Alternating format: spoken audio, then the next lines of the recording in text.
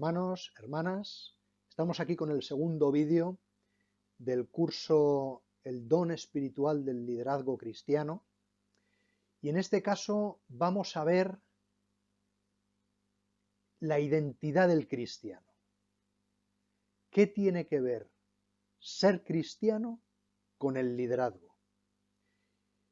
Entonces arrancamos de esta identidad para luego más adelante llegar a cuántos tipos de liderazgo pueden existir.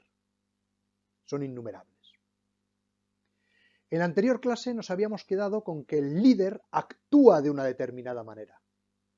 Actúa para desarrollar a las personas, para ayudarles a autotranscenderse, para ayudarles a autoliderarse, para ayudarles a autoconocerse, a automotivarse, para que sean ellos los que luego lleguen a la meta, por sí mismos.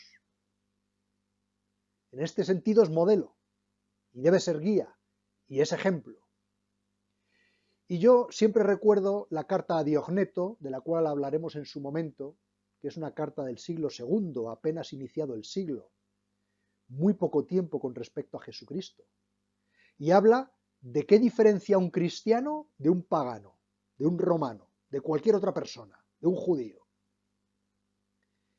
Y dice, no se diferencia en el vestido, porque visten igual, no se diferencia en el idioma, porque hablan el mismo idioma, no se diferencian en ciertas cosas ocultas o en lo que comen, porque viven en las ciudades que les ha tocado vivir y ejercen los oficios que les ha tocado ejercer, etc.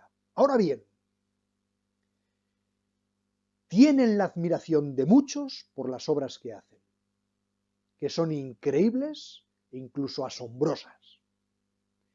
Esta es la admiración cristiana y la atracción que generaron en el antiguo Imperio Romano y en los primeros paganos. Pero ¿quiénes son estos? Si son como nosotros, si tienen los mismos oficios, si viven en mi pueblo. Bueno, pues para ello hay que entrar en la identidad cristiana. Y quiero partir del texto de Mateo 28, en el cual Jesús nos lanza, nos manda a todo cristiano a predicar el Evangelio.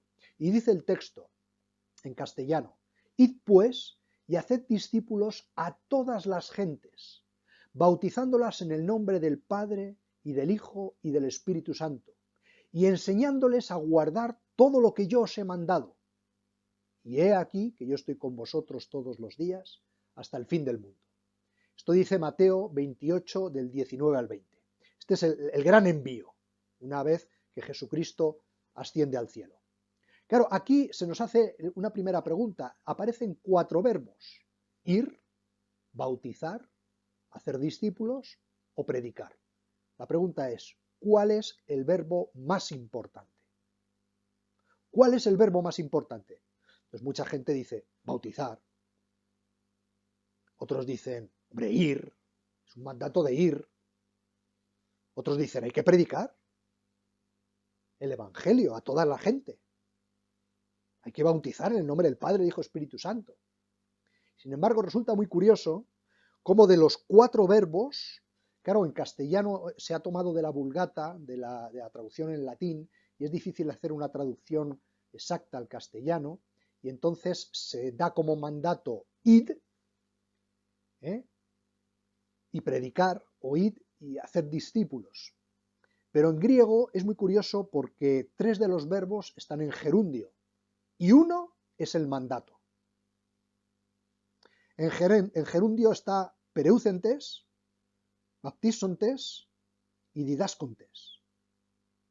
Es decir, yendo, bautizando y predicando. ¿Cuál es el mandato? Maceteusate, haced discípulos. Ese es el mandato de Jesucristo. Haced discípulos. Pero es un discipulado, antiguamente el discípulo elegía al maestro. En el discipulado de Jesús es Jesús quien elige al discípulo. Hacemos discípulos porque Jesús los elige. Porque me toma a mí como mediación humana, en este caso como predicador, como evangelizador, como líder de una comunidad, me toma a mí para que como mediación humana Él elija. Por lo tanto, el imperativo está en hacer discípulos. Por eso el Papa Francisco acentúa tantas veces discípulos misioneros. Somos discípulos misioneros. Por lo tanto, nuestra identidad cristiana proviene, claro, de muchas fuentes. Proviene del Padre, proviene del Hijo, proviene del Espíritu Santo. O sea, no somos un monoteísmo. No tenemos nada que ver con las religiones monoteístas. Somos un monoteísmo trinitario. Por lo tanto, Dios es una comunidad de personas. Soy hijo del Padre por el bautismo. Templo del Espíritu Santo. ¿Qué importancia tiene ya no solo el alma y el corazón, sino el propio cuerpo como templo del Espíritu Santo? El respeto que merece este cuerpo.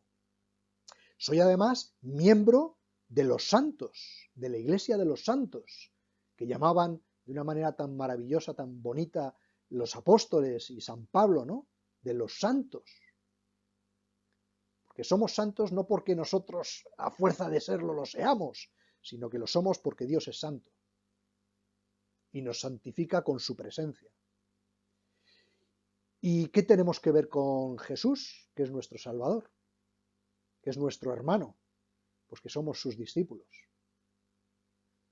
Y somos sus discípulos misioneros. Esta es nuestra identidad. De aquí nace el liderazgo cristiano. ¿Por qué? Porque si hemos dicho que el liderazgo es la capacidad de influir a los demás para mejorarles, ¿qué mejor influencia que darles el Espíritu Santo? ¿Qué mejor influencia que predicar a Jesucristo? ¿Qué mejor influencia o qué mayor influencia que tener un encuentro con Él? Al final, ¿qué significa ser cristiano? ¿Qué es el cristianismo?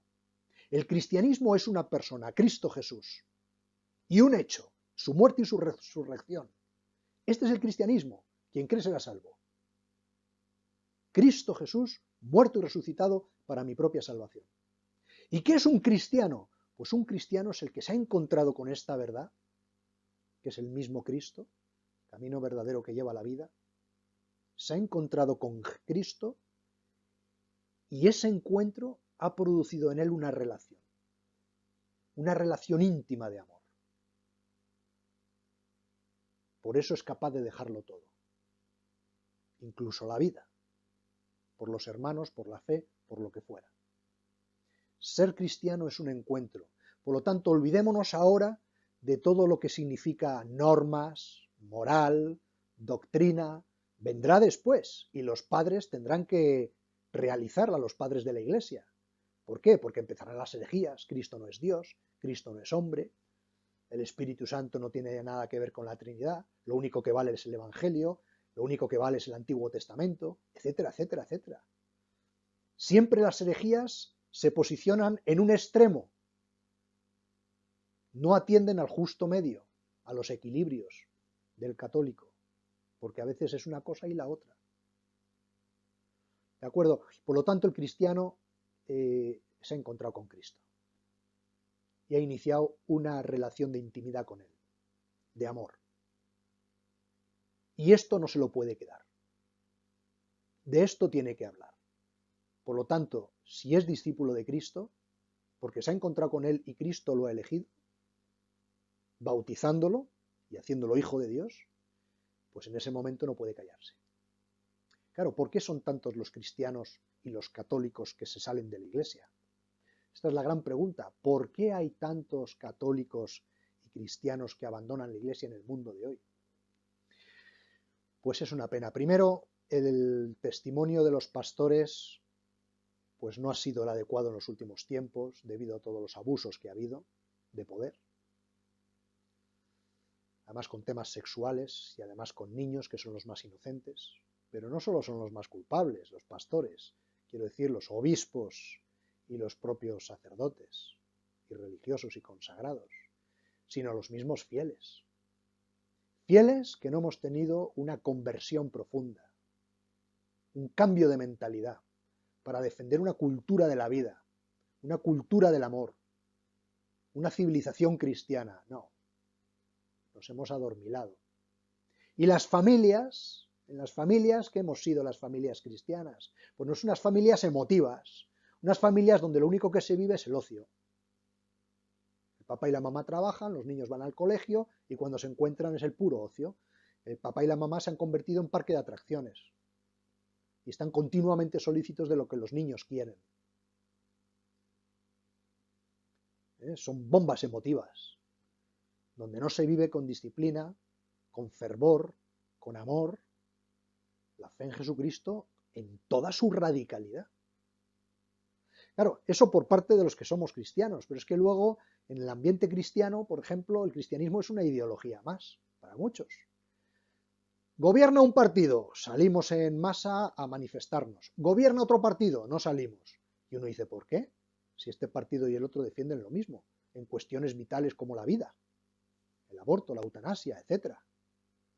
¿Por qué se sale con unos y no con otros? No, es que el cristiano, el tema de las ideologías, lo despista. El cristiano a veces es tan liberal que el cristianismo no es más que un añadido de media hora el domingo. Rápido, el que va. Bien. Conciencia tranquila. Nos hemos convertido en gnósticos, elitistas. Un club. Hay grupos que son un club donde no entra nadie. Yo me he encontrado con eso. Yo me he encontrado con un no pasas. ¿Por qué? Porque esto es un club. Hay clericalismo que denuncia el Papa, el documento de Aparecida lo dice, ¿no? El laico quiere ser clericalizado. No, yo hago lo que diga el cura. Y el cura clericaliza. Aquí se hace lo que digo yo. Esto lo he escuchado yo. Aquí se hace lo que digo yo porque soy el responsable de la parroquia. Olvídate ya de la corresponsabilidad de los fieles laicos. Somos pelagianos. Aquí disciplina, machaque, todo por tus propias fuerzas. Y uno no se da cuenta de que no puede. De que somos humus, hay que ser humilde, de que somos barro, de que somos tierra, de que caemos a la primera. La psicologización, hacer del cristianismo una cuestión de teorías psicológicas, de ser buenos. ¿Cuántas veces los padres cristianos decimos a los niños, no es que hay que ser buenos, no señor, hay que ser santo? No hay que ser bueno. ¿Veis? Todos estos son los peligros que se han metido. Y de aquí podríamos hacer una lista tan larga. Individualismo, utilitarismo, economicismo, a mí lo que me va es esto. Y cuando no tengo de esto, entonces sufro y me dan angustias y necesito pastillas. Bienaventurados los pobres. La sociedad del bienestar, qué mal nos ha hecho al propio cristiano, porque eso sí que nos ha adormecido. Porque el amor no adormece, el amor es lo más activo que existe. Pero el bienestar te deja ya no tiempo para los pobres, es una vida de ocio, de estar ocupado haciendo cosas cada vez más divertidas, más sensacionales, el pansexualismo, todo está sexualizado, la publicidad, las películas, los libros, todo, la sociedad entera. Todo esto nos lleva también a un dualismo, a una cultura del cuerpo o a unos falsos espiritualismos para quitarnos de la cárcel del cuerpo que nos pesa, porque al final estamos estresados, estamos angustiados, estamos con enfermedades, porque viene la enfermedad. Y entonces hay que buscar el espiritualismo de moda, oriental, el yoga, lo que fuera, que nos dé un sentido. Y al final distinguimos la vida privada de la vida pública. Yo en la vida privada voy a misa, pero no lo digo en la vida pública. En la vida pública yo no puedo decir que soy cristiano. Y esto pasa mucho en los trabajos, donde uno se guarda ciertos comentarios. Los demás pueden hacerlo, contra Cristo, contra la Virgen y contra la Iglesia. Pero uno calladito, porque claro, si lo dice y defiende, igual está fuera del trabajo. Y esto, San Juan Crisóstomo ya decía, es un error separar la vida de los monjes de la vida de las familias. Pues claro, tú dices, no, eso es para los monjes. O sea, que yo vaya a un espectáculo, soy laico, para eso no estoy consagrado. Yo no he hecho ningún voto de renunciar al mundo, falso, dice San Juan Crisóstomo. Hiciste renuncia en tu bautismo. Hiciste renuncia en tu bautismo.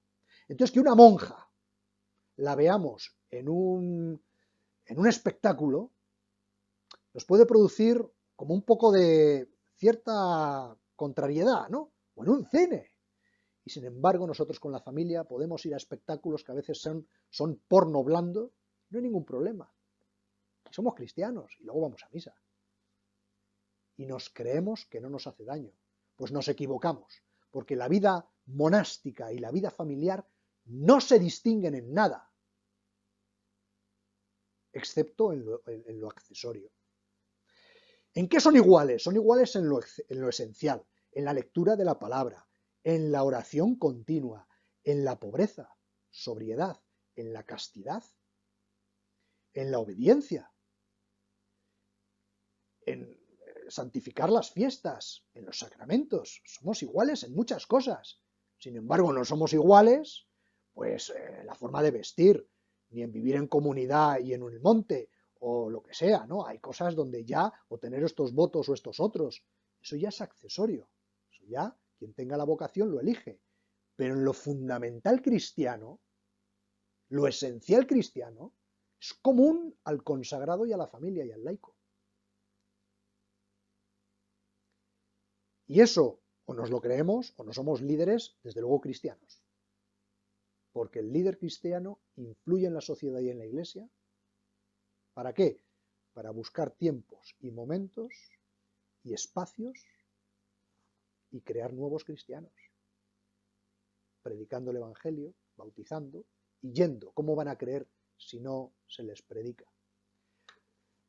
Alfonso López Quintás tiene 3 tipos de liderazgo, apunta 3 tipos de liderazgo de una manera muy interesante, ¿no? En un primer nivel dice que todos cristianos debemos ser líderes. ¿Por qué? Porque hay que mostrar el camino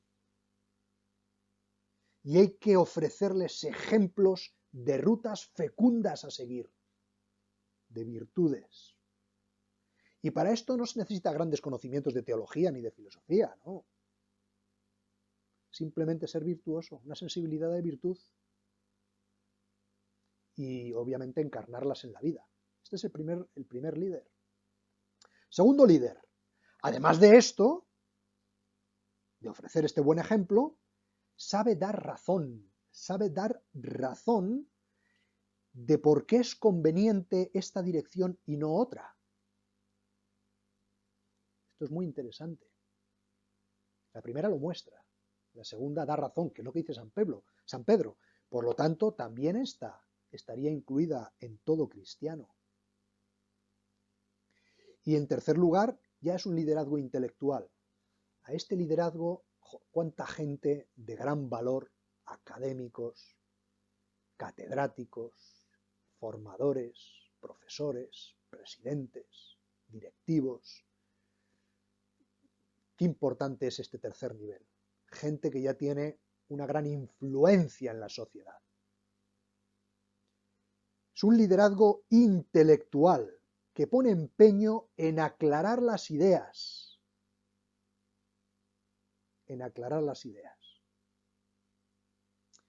Bueno, el primero muestra los caminos, el segundo sabe dar razón y el tercero aclara las ideas desde un punto de vista intelectual. Nos faltan intelectuales. Podríamos decir que en el mundo católico hay liderazgo, pero no hay líderes. A muchos niveles, apuntando alto. No hay liderazgo. Ojo, cuando hablamos de liderazgo, por tanto, ya entrando en los tipos, como hemos hecho con López Quintás, no estamos diciendo que todos tengamos que ser iguales. Hay muchos tipos. De hecho, Bill Hybels, que es uno de los autores protestantes sobre el liderazgo, tiene un libro precioso que es Liderazgo Audaz, que es un liderazgo cristiano, habla de 10 tipos de liderazgo. Un primer liderazgo es un líder visionario, que mira más allá, que ve más allá. Luego hay un líder director, que dice para allá. Entonces, lo que hace el visionario, que es ver, el director apunta. Luego está el estratega, que ya genera planes de acción. Luego está el que gestiona. Hay líderes gestores muy buenos. Claro, tú imagínate una parroquia que solo tengas un líder gestor, que es un cura que está haciendo la gestión. Dice, ¿y quién ve a dónde va la parroquia? Pues necesita rodearse de gente muy buena que cumpla con distintos dones y carismas de tal manera que uno mira más lejos, el otro dirige a las personas, el otro genera los planes, el otro gestiona. Líder motivacional. Qué importante es esto, motivar a las personas. El líder pastoral, ya cuando se mete en harina, predicando el Evangelio. Líder forjador de equipos, equipos de pastoral, equipos de parroquia, equipos de comunidad. Luego hay líderes empresariales, líderes de reconstrucción, líderes sanadores. Su sola presencia ayuda, da ánimo, motiva, pero también sana. Y líderes constructores de puentes. Líderes que no tienen miedo en hablar con la sociedad, en hablar con los hermanos separados, en hablar con otras religiones. Ecuménico. ¿Veis? Por lo tanto, hay mucho tipo de líder. ¿Qué tipo de líder es el que a mí me va? Pues es algo que uno tiene que ir descubriendo dentro de sí. Y para terminar esta segunda parte, este segundo vídeo, simplemente unas conclusiones finales. Las conclusiones finales, tomando el vídeo primero y el vídeo segundo, diría yo que el liderazgo es un concepto de influencia, de desarrollo, de educación, y es una cuestión de espíritu. Que el liderazgo se contagia y crea una cultura de confianza, de amor, de vida. El futuro de la Iglesia, esto apuntan varios autores a ello, está en pequeñas comunidades vivas de un liderazgo compartido en donde la célula primera es la familia. Lo fundamental de la familia, dar la importancia que tiene, porque la familia es creativa y da vida a otras familias gracias a acompañarnos. Tenemos que acompañarlos los cristianos para evitar el individualismo, estamos muy solos. Yo el otro día me sorprendió en una parroquia cómo al nuevo que entra se le da a un cristiano ya veterano que lo acompaña, lo llama, lo invita, está con él, habla con él. Una especie de mentor cristiano, de mentor católico. Sin embargo, tú vas un día porque se te ocurre ir a una misa, a una iglesia, nadie habla contigo, nadie te pregunta, nadie se te acerca y puedes irte y no volver nunca. El cristiano, el líder cristiano, es agente de transformación de la sociedad y de la iglesia.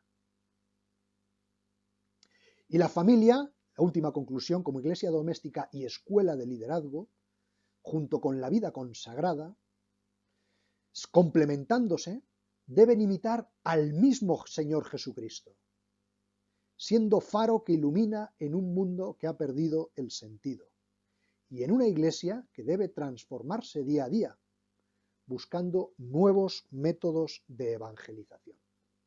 Estas son las conclusiones con las que termino este segundo vídeo y el primero. Estoy a vuestra disposición, por favor, cualquier pregunta, cualquier cuestión, lo podéis hacer a través de los foros y a través de los comentarios, o bien, si son más personales, a través del WhatsApp o del email. Muchísimas gracias por vuestra paciencia y vuestra atención. Dios os bendiga.